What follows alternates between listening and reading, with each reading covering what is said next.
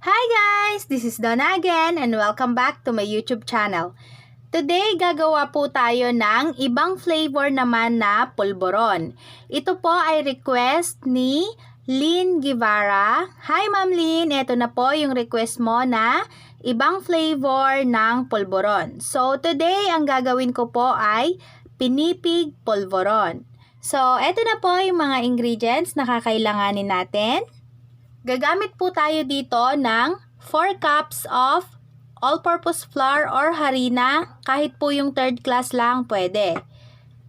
2 cups of powdered milk, any brand pwede po. Ang gamit ko po dito ay Birch 3 na brand. Pwede po kayong gumamit ng Bear brand or kahit na anong brand na gusto nyo.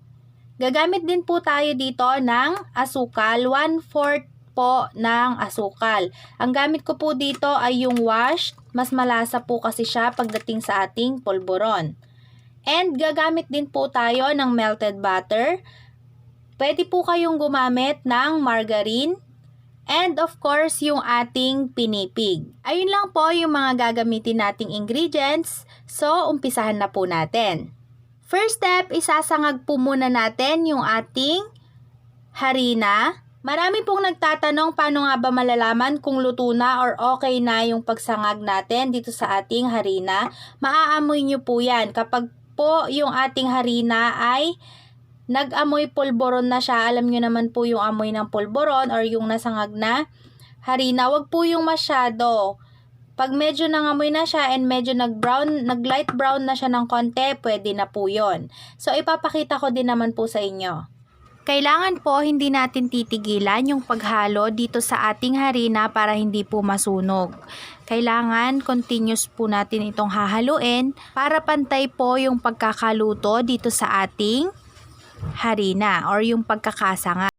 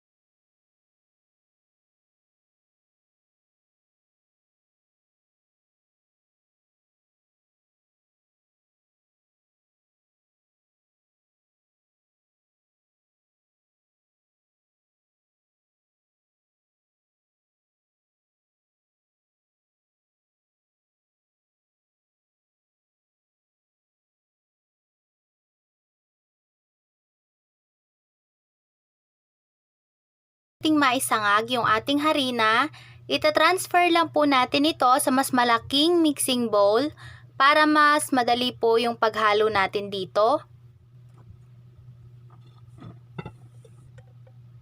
Papalamigin lang po natin ng konti yung ating harina or yung sinangag na harina bago po natin ihalo yung ibang mga ingredients.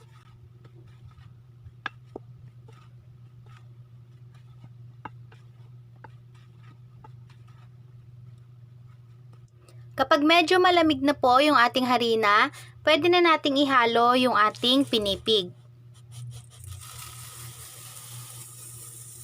And ilagay na rin po natin yung ating powdered milk.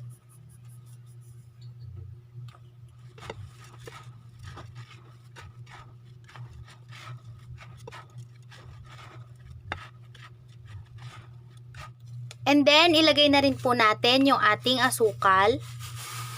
Ilalagay po natin yung buong 1/4 na sugar.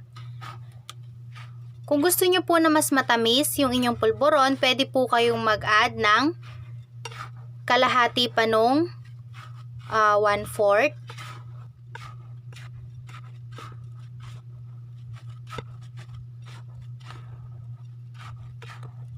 And then, ang next and last step, Ilalagay na po natin yung ating melted butter or margarine.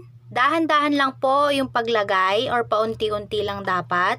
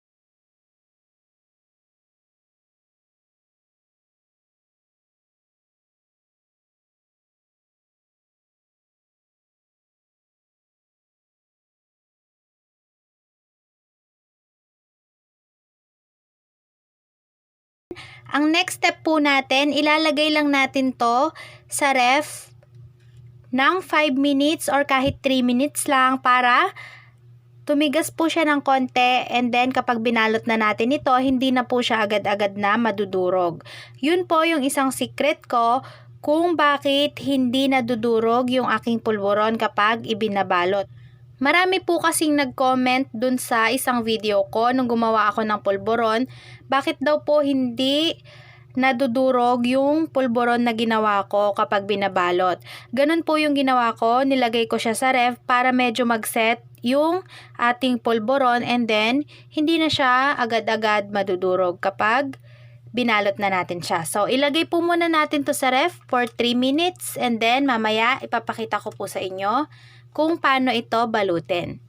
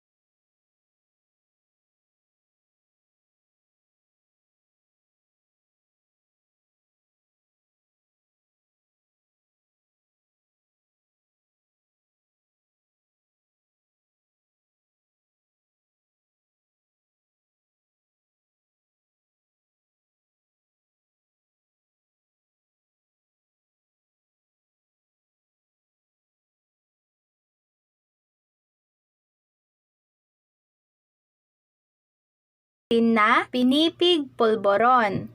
Pwedeng-pwede nyo po itong gawing pang business. Ang benta ko po nito ay 5 pesos each. Kagawa po ako ng 140 pieces na pulboron. So, bale, ang mapagbibentahan po natin dito ay 700 pesos. So, sana po nagustuhan nyo po yung ating recipe for today. And kung bago ka lang sa channel ko, please consider to subscribe into my channel at pakiclick na rin po yung bell button below para po notified kayo every time may bago po akong upload na video. And to Ma'am Lynn Guevara, ma'am, sana po nagustuhan nyo yung bago nating flavor ng pulboron. And pwedeng-pwede nyo po itong gawing pang business. And shout out nga rin po pala sa aking pinsan para po sa mga mahilig dyan. Sa mga pampulutan recipe, bisitahin nyo rin po yung channel. Ang pangalan po niya ay Tola Kitchen. So, ilalagay ko po sa description box para mabisita nyo rin po yung kanyang channel. Napakasasarap din po ng mga niluluto niya ng mga pampulutan recipes. Again, thank you po. Thank you for watching and please don't forget to subscribe and see you on my next video. Bye!